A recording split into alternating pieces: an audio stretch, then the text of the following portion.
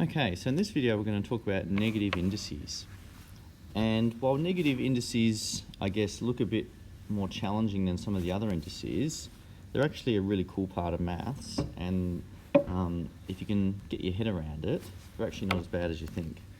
So, first of all, let's have a look at this example here. We've got 2 to the 0 divided by 2 to the 5. Now we know from our second law that if we're dividing a number with the same base, which we have here, then we need to subtract the powers. So we're going to go 0, take 5, and so that will equal 2 to the negative 5. And we also know from our third law that anything to the power of 0 is just equal to 1. So we could summarize all of this as 1 divided by 2 to the 5. And in algebra, we would write that as 1 over 2 to the 5, because that means the same as 1 divided by 2 to the 5. So we're bringing a few laws together here, but hopefully what we're showing is that if we started with 2 to the 0 divided by 2 to the 5, and that's the same as 1 over 2 to the 5, then we've sort of just proved this negative index rule that 1 over 2 to the 5 is the same as 2 to the negative 5.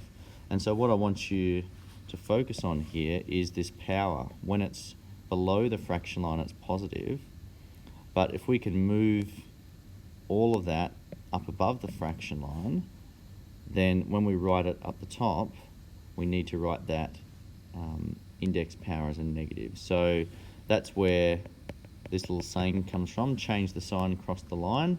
So if you're changing the sign from a positive to a negative, you need to cross over that fraction line. Let's just have a look at a pattern here which helps to sort of show this a bit clearer as well. So if we look at base numbers of 2, we can start with 2 squared, 2 cubed, 2 to the 4, 2 to the 5, 2 to the 6, and so on. And we could write down underneath the actual number value of those. Because remember, indices are just abbreviations. So 2 squared means 2 times 2, so that's equal to 4. 2 cubed is 2 times 2 times 2, that's equal to 8. Then we'd have 16, 32, 64, and so on. So if we come back the other way, we would have 2 to the 1, which is 2, because as we come back this way, we're halving everything, so we're dividing it by 2. So the next base number of 2 would have a power of 0, and so that would be 1, because again, we're halving each number as we move back. And so logically, the next power that we would use would be 2 to the minus 1. And so what's half of 1? Half of 1 is half. And then if we came back again to 2 to the minus 2, then we would have a quarter, because that's half of half. Now the other way of looking at these fractions we've created here, so 1/2 is the same as 1 over 2 to the 1. 1/4 is the same as 1 over 2 to the 2, and we could keep on going, and the next one would be 2 to the minus 3, and so that would be 1 over 8, and so that's the same as 1 over 2 to the power of 3, and so on. So hopefully we can see here that when we have a power below the line, that's positive, but if we move all of that above the line, then we need to write that index power as a negative. Same here, when we have the index power below the line, it's positive. When we move it above the line, it's negative.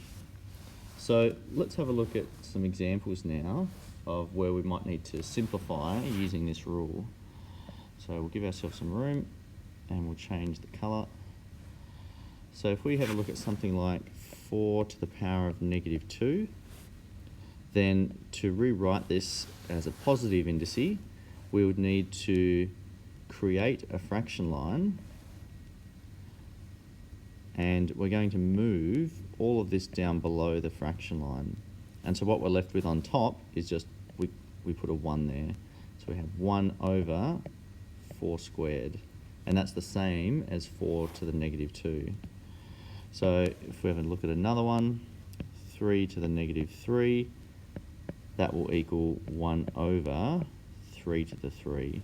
So we're just moving that base number and the power down below the fraction line. We cross the line, we change the sign.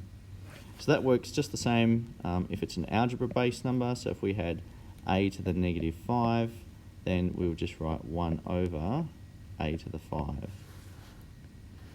Now it can get slightly trickier when we have coefficients involved. So if we had something like 3e to the negative 5, then we just need to be careful here because we need to remember that this is 3 times e to the negative 5, and that negative 5 is attached to the e, not attached to the 3.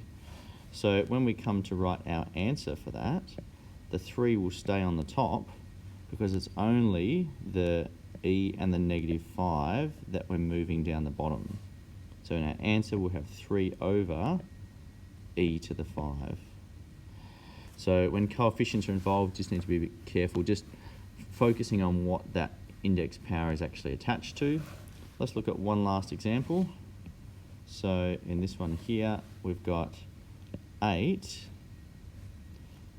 p to the negative 5 q squared, and then if we clean this up, so we don't need to move everything down here. We only want to simplify it by getting rid of that negative index. So at the moment, this is the only base number with a negative index. This one here is positive, so we actually don't need to move that. That can stay up the top. The 8 can stay up the top. All we're going to do is we're going to move this down below and we'll create a fraction line. So if we do that, we get 8q squared, and then we've moved that p to the negative 5 down the bottom, and so now we can write it as a positive p to the 5.